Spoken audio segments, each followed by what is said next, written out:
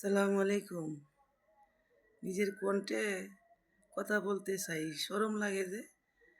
দই ভাত সকাল সেই রাইতে খাই কলা দিয়া, এই জন্যে কণ্ঠ এরকম হয়ে গেছে আর কি।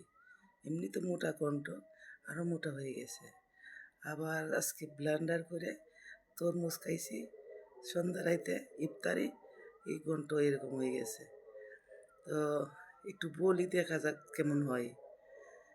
সাদা কাপড় পরাইয়া কাঠে মাইরে শুয়ায়া, মাইরে তোমরা কই যাইতেছ লইয়া গো গ্রামবাসী, একটু দাঁড়াও মাইরে দেখি, একটু দাঁড়াও মাইরে দেখি গো গ্রামবাসী, একটু দাঁড়াও মাইরে দেখি।